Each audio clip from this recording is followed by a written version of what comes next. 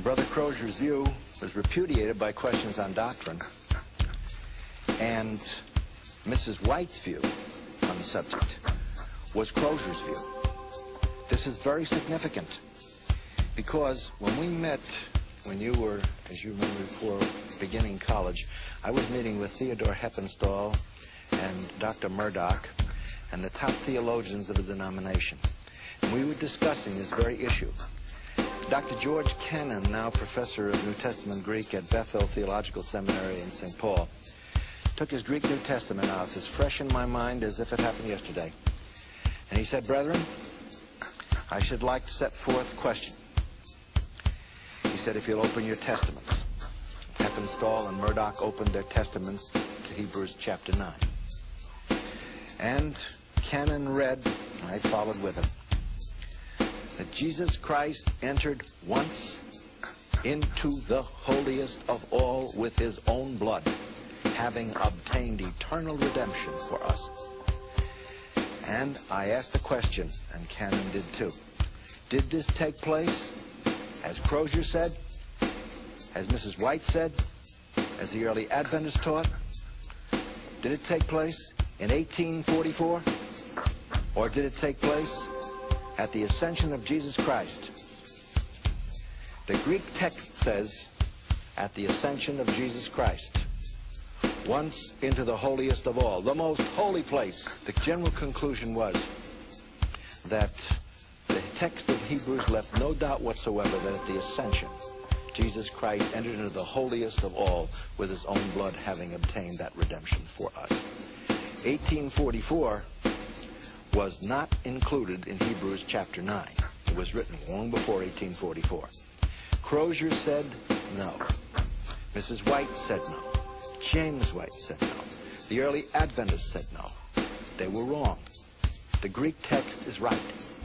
It's a question of whether you're going to accept the text of the Scripture or the interpretation of Mrs. White over that text, which brings me back to the basic question I was discussing before.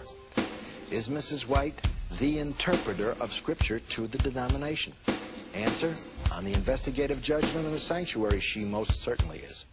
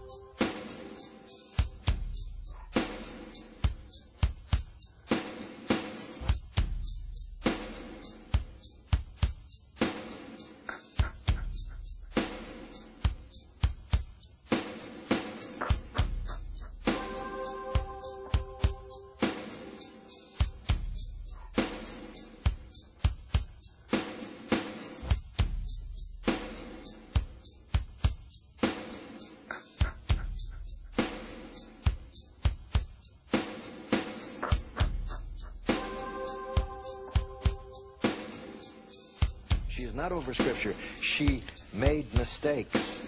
She made false statements. Mrs. White made a statement that I think every Seventh-day Adventist ought to know and memorize.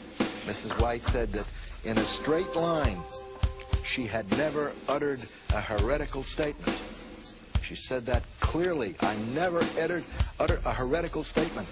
I will demonstrate to the world that she denied the deity of Jesus Christ, which is, at one her career, heresy of the Arian variety, which was espoused by Uriah Smith and the early Adventists who influenced Ellen White. Later, she smartened up and she said this is wrong, and thoughtful Seventh-day Adventist scholars just expunged it, the way Arthur White goes through with his little pen and removes sections from your documents and ellipses. I'm collecting right now a whole series of Arthur's little pen and the things that you've changed through the years. It's scary to see things Seventh-day Adventists don't know are going on, things that are being taken out of Mrs. White. Mrs. White at one time denied the Trinity, and the deity of Christ. Mrs. White at one time was vigorous in affirming doctrines which she later turned around 100% and repudiated.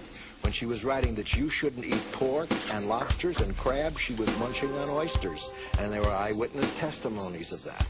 Mrs. White was far from the prophetic voice that is being manifested in contemporary Adventist literature. I also think, as Newsweek magazine indicates, she borrowed from people without stating it.